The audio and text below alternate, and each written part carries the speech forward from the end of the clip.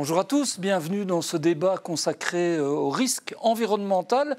C'est un débat qui s'inscrit dans un partenariat avec Credendo, avec qui Trends Tendance publie l'Atlas des risques environnementaux dans un monde qui change en permanence. Pour ça, on reçoit, pour débattre de cette question environnementale, on reçoit Nabil Jejakli, qui est Deputy CEO de Credendo. Bonjour. Bonjour.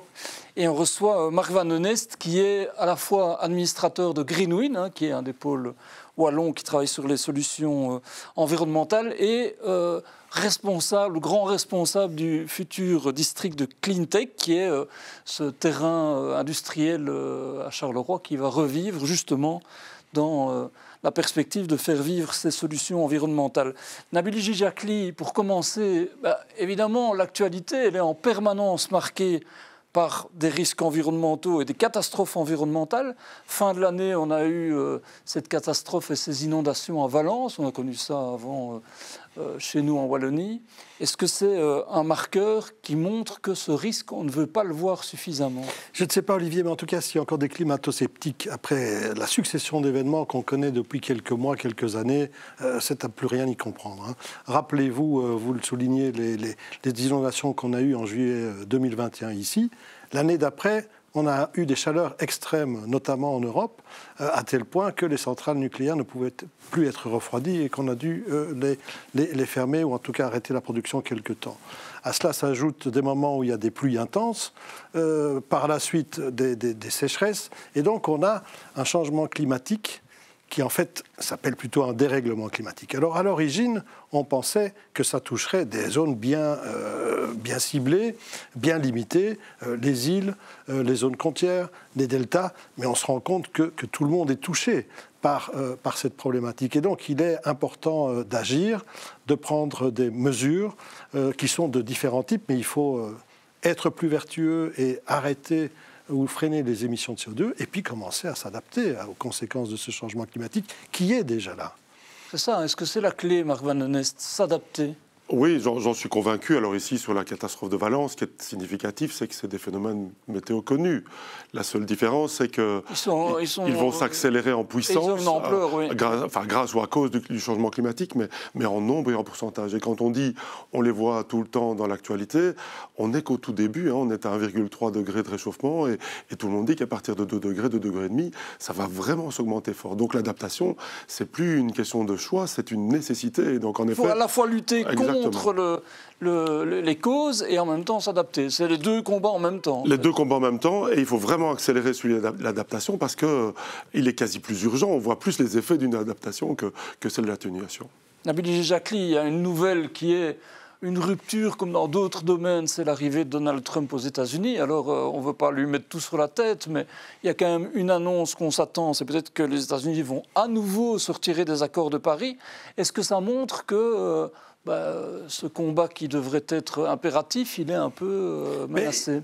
C'est un peu un ressac avec des va-et-vient. En tout cas, en ce qui concerne les mouvements populistes, ils sont très souvent ou climato-sceptiques, mais à partir du moment où ils seront convaincus ou que la population les poussera, ils changeront d'avis. Dans le cas de Trump, son investiture aura lieu le 20 janvier, mais il est sorti une première fois de l'accord de Paris et il n'a pas fait mystère de ses intentions à nouveau de sortir. C'est une première chose. Mais la deuxième chose qui, à mon sens, est inquiétante, c'est l'accélération de l'utilisation des énergies fossiles. Je ne pense pas qu'on puisse s'en passer à court terme. On doit en sortir progressivement. Mais de là, il y a une différence entre en sortir progressivement et commencer à faire son slogan « drill, drill, drill ». Or, c'est ce qu'il a annoncé. De creuser, de chercher des énergies fossiles. Et en particulier du gaz de schiste ou du pétrole de schiste, qui est le plus nuisible pour l'environnement. Donc oui, c'est une crainte majeure que nous pouvons avoir. Oui. Mark Van Den Est, est-ce que ça veut dire que la clé, elle est européenne? Qu'aujourd'hui, le sursaut, il doit venir de l'Europe? Plusieurs choses pour répondre. La première chose, c'est qu'il a été élu. Donc, il a été élu par je ne suis pas convaincu 100% des lecteurs qui sont climato-sceptiques, mais il a été élu aussi par des personnes qui voient plutôt la fin du mois que la fin du monde. Donc il y a aussi à écouter ce qui s'est passé là, parce que c'est pas la seule, c'est pas seulement, je veux dire, un aspect climato-sceptique. Moi, ce que je suis inquiet, c'est qu'ils sortent aussi de l'Inflation Reduction Act, parce que, et à la fois, je me dis, quand j'étais aux États-Unis il y a un mois, que cette Inflation Reduction Act, c'est quelque chose que les industriels européens jalousent un peu. Et on le voit aux États-Unis, ça a permis d'accélérer terriblement les innovations technologiques. Et on parle de l'innovation, donc la fin après la recherche et développement, donc les gros pilotes, c'est grâce à ça que ça a accéléré. Et donc là, j'espère que les industriels vont lui faire comprendre que ce serait une erreur. Et chez nous, en Europe, en effet, il faut se protéger. Je veux dire, c'est un fait qu'il soit là. Et donc, il faut absolument que ces taxes aux frontières soient existantes, que l'Europe réussisse à faire monter le prix du CO2, parce que toute cette technologie bas CO2 ou zéro CO2, elles sont coûteuses. Et si on veut produire comme le Go for Zero, le CIM, du ciment à zéro CO2, le ciment va coûter 20 ou 30% plus cher. Et donc, ça va faire des bâtiments plus chers. Et que l'Europe travaille sur son autonomie aussi.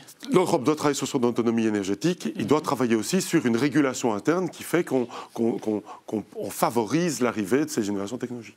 En même temps, Nabil Jijaki, on a l'impression, quand on parle de tout ça, que la dynamique, elle est enclenchée. Les entreprises, en fait, elles sont en train de travailler cette transition, et même fortement. Est-ce que ça veut dire que, est-ce qu'on n'a pas là quelque chose qui protège de ressacs éventuels? Nous faisons une enquête maintenant depuis 8 ans, qui est le baromètre à l'exportation. Et on a introduit des questions relatives à l'environnement il y a maintenant 4 ans. Qui reviennent chaque année. Et une de ces questions, c'est, on demande aux participants qui sont des représentants des entreprises s'ils ont l'intention d'agir et s'ils agiraient sans qu'il y ait une injonction de l'État. Et à 80%, les répondants aux enquêtes disent oui. Donc il y a du côté de l'entreprise, du côté des entrepreneurs, non seulement une prise de conscience, mais une volonté de s'activer, même s'il n'y a pas d'obligation légale. L'Inflation Reduction Act aux États-Unis est effectivement un accélérateur, mais c'est aussi quelque part une mise en concurrence, voire une concurrence déloyale, puisque ça a attiré aussi toute une série d'entrepreneurs européens. Et donc il est important qu'en Europe, nous ayons aussi une politique industrielle qui s'appuie sur une politique énergétique qui permette aussi à nos entreprises de se développer. Et les entreprises, de leur côté, disent, en tout cas dans ces enquêtes, qu'elles sont prêtes à faire leur chemin. Et petite incise, est-ce que le risque énergétique est effectivement un risque majeur quand on parle de ce risque-là? En Europe, nous payons notre énergie en général 30% plus cher que d'autres parties industrialisées. C'est majeur. La crise, c'est tout à fait un handicap sérieux. La crise qu'on a eue suite à l'invasion de la Russie en Ukraine a été un accélérateur. Là, on a eu une multiplication du prix, mais par rapport aux entreprises américaines du nord de l'Amérique, nous payons beaucoup plus cher.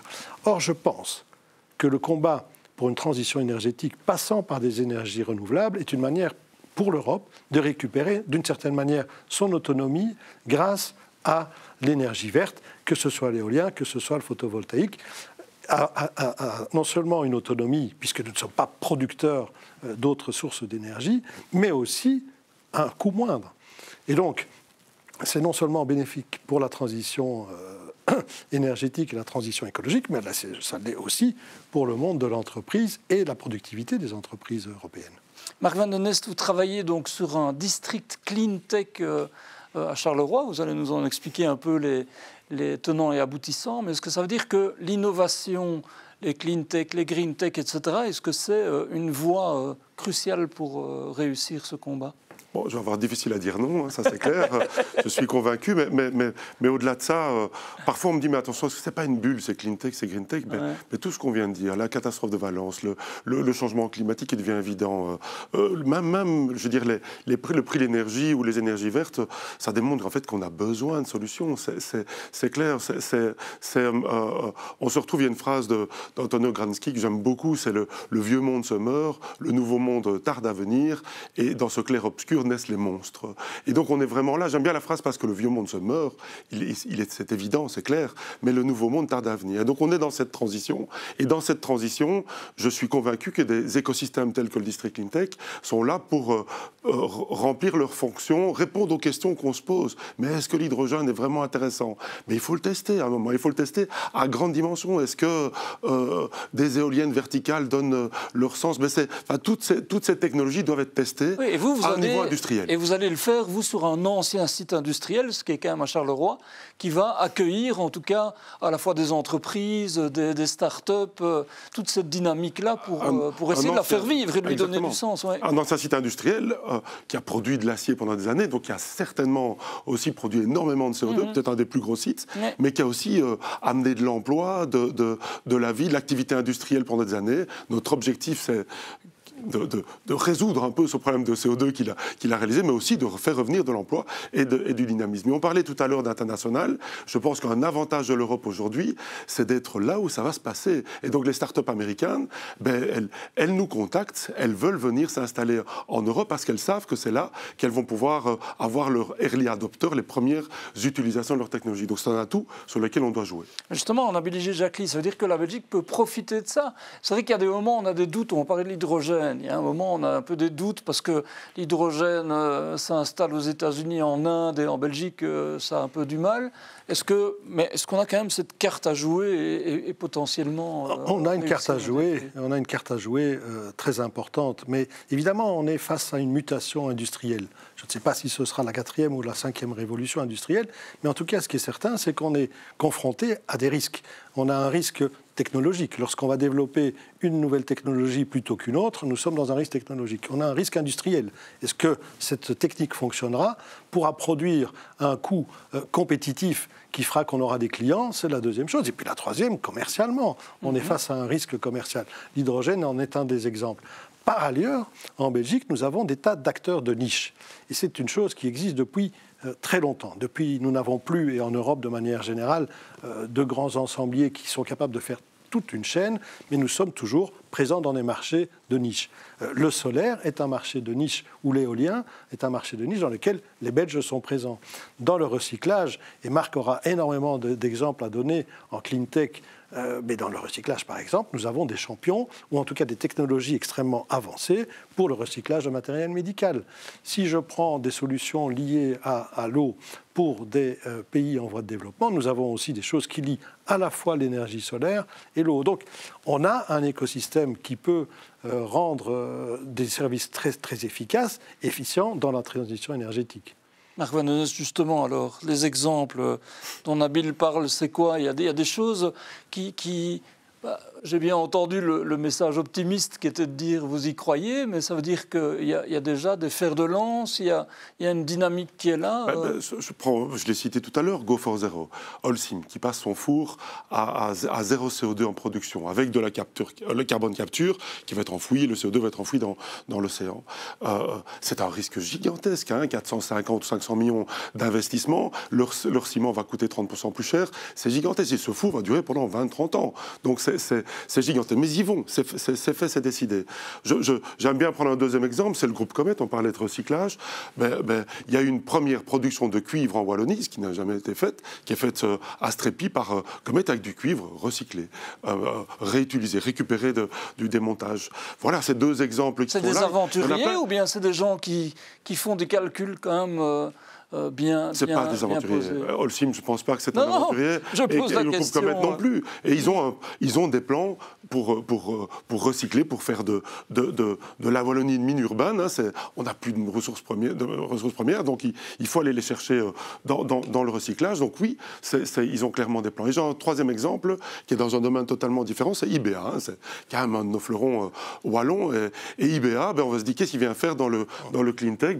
Il a un outil qui s'appelle le Rhodotron, qui par traitement, je veux dire, de l'eau ou des charbons actifs, peut détruire les PFAS. Les détruire, donc détruire vraiment la liaison carbone-fluor, pas les diminuer en temps. Voilà, c'est une technologie sur laquelle les Américains ont appelé IBA pour venir l'installer aux États-Unis. Donc voilà, ces trois exemples, mais il y en a plein d'autres. Ce sont des beaux exemples, ça veut dire, Nabil Jacqueline, qu'il y a une vertu à accompagner ce risque et à le faire vivre en Europe, finalement. Certainement. Et le faire vivre, c'est de différentes manières. C'est mettre en place des filières d'enseignement efficaces, ce qui est le cas. Nous avons en tout cas en Europe des choses, ce sont des cerveaux. C'est mettre aussi un environnement fiscal ou en tout cas d'aide appropriée, pas faire n'importe quoi, efficient. Et c'est aussi, quelque part, avoir une volonté politique avec des lignes claires. Le problème, parfois, c'est lorsque l'on change de direction à un moment ou à un autre. Mais une fois qu'on a ce genre de cadre bien défini, on est prêt, bien sûr, à accueillir le risque, à le suivre. J'ajouterai quand même une chose importante, c'est qu'on ne doit pas perdre de vue que tout ce transfert d'activité ou de mode de production vers un mode plus sain, plus vert, signifie aussi parfois, et bien souvent, une augmentation des coûts. Et donc ça, on ne doit pas se voiler la face. Ça veut dire que pour une série de choses, le coût augmentera.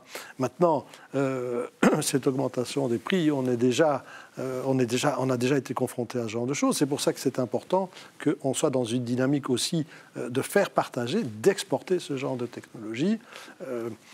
Il faut être conscient de ça. Nabil Jacqui, juste une petite précision supplémentaire. On parlait de climato-scepticisme tout à l'heure, en l'occurrence en parlant de ce qui aurait pu en partie porter la vague Trump. Mais est-ce qu'il y a parfois une crainte que le risque existe aussi, justement, qu'on ne décélère cette évolution, hein? Il y a eu quand même pas mal Marc parlait tout à l'heure de la fin du mois, mais en Europe aussi, ce débat sur la fin du mois qui l'emporte sur la fin du monde a eu droit de cité. Il y a eu des craintes sur la compétitivité. Donc on sent qu'il y a peut-être un risque de ralentir le mouvement. Vous avez raison. On peut avoir des heurts, un peu comme un train qui s'arrête, repart, va un peu qu'à un cas. Mais là, sur le moyen ou le long terme, il n'y a pas de doute là-dessus. Ce qu'il s'est passé à certains moments, c'est qu'on a eu l'impression d'aller trop vite, c'est une chose. Et la deuxième chose, on doit aussi avoir embarqué à bord de ce genre de changement les industriels aussi par le dialogue, par rapport à la rapidité de l'évolution. C'est sans doute ça qui s'est passé. Mais sur le fond, on y reviendra, on n'y échappera pas. Il n'y a pas d'autre solution de toute façon. Marc Van Honest, effectivement, sur cette question des industriels qui sont à la fois convaincus et qui doivent supporter leur business, malgré tout. J'ai travaillé pour des gros industriels, GC ou Cockerill-Sambre à l'époque, et j'ai un réseau assez grand de CTO de ces entreprises-là. Il n'y en a pas une seule qui ne sait pas ce qu'elle va faire pour faire une production. Les plans sont là, quoi. Les plans sont là, les techniques, il y a encore des risques, il y a des tests à faire, ça c'est évident, mais ils sont prêts. La question, c'est toujours se dire, quand ils investissent 400 ou 500 millions dans une technologie qui doit avoir une durée de vie de 20-30 ans, il faut la faire au bon moment. Et si on la fait trop tôt, c'est une faillite et puis c'est des pertes d'emploi par la suite. Donc c'est aussi, donc c'est pas en conséquence. Ce que j'aime bien dire aussi, c'est que au-delà de ces gros industriels, qu'on doit conserver, parce que je veux dire, c'est aussi un réseau structurant d'entreprises, on a de plus en plus d'entrepreneurs, de petites sociétés, de start-up qui sont dans l'impact ou dans le climat. Et donc là, c'est aussi, je trouve, une chouette dynamique. Je sors d'un week-end climaton à Charleroi, il y avait un climaton à Liège en même temps qui se faisait. Il y a une vraie dynamique d'entrepreneuriat qui se crée dans le domaine du climat. Et on parle de technologie, on ne parle pas toujours de high-tech, on peut parler de low-tech et on peut même parler aussi de changement de comportement. Les deux doivent aller de pair. Et justement, je parlais avec une scale-up récemment dans un domaine lié biotech, agrotech, etc., mais qui me disait on va s'installer aux États-Unis parce qu'en fait, là, on aura les autorisations de produire et de mettre nos innovations sur le marché en 18 mois. En Europe, ce serait 7 ou 8 ans. C'est vertigineux quand même. Est-ce que ce n'est pas un obstacle majeur? Alors, 7-8 ans, c'est vertigineux, ça c'est clair. Et c'est vrai qu'on est plus dans le bio ou dans le... c'est peut-être des secteurs spécifiques. Mais si on parle dans le domaine plus de la technologie, le problème, c'est les permis. Les permis d'exploiter, les permis d'environnement, les permis pour construire une nouvelle usine, c'est trop lent. Et donc ça, on le sait que c'est une priorité ici du gouvernement, mais il faut avancer là-dessus. Ça, c'est clair. Il faut que les technologies puissent se tester. Il faut un permis d'innover.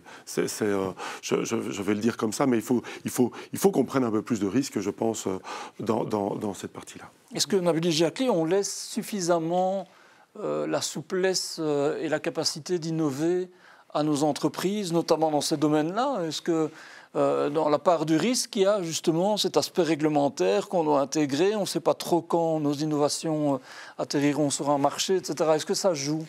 Ça joue certainement, mais il faut accepter dans ce genre d'évolution qu'une série d'investissements qui seront faits n'aboutiront pas.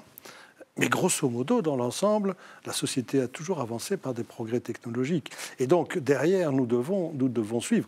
Ma société Credendo, par exemple, nous avons mis en place des dispositions plus favorables pour soutenir des entreprises qui vont avoir un projet de durabilité environnementale ou durabilité sociale. Donc chacun doit faire une partie de l'effort. Évidemment, tout ça doit être aussi pensé en harmonie avec les différents écosystèmes. Imposer quelque chose sur un rythme beaucoup trop rapide n'a pas beaucoup de sens, mais qu'il y ait un risque industriel à assumer, certainement. Mais il a toujours été ainsi. En même temps, on est à une époque où on a l'impression que ces évolutions-là, elles sont vertigineuses. Enfin, je veux dire, on pourrait parler de l'intelligence artificielle et de tout ce qu'elle va générer comme solution ou pas, mais en tout cas, c'est quelque chose qui pourrait modifier encore considérablement tout ce paysage-là, non? Mais l'intelligence artificielle, par exemple, dans la lutte pour le changement climatique et dans les manières de lutter contre ce qui se passe, prenez l'exemple de senseurs et de détection, par exemple, de fuites. Vous avez surtout d'énormes réseaux, vous pouvez avoir ce genre de détecteur qui va augmenter de manière très importante. Je pense par exemple à l'eau.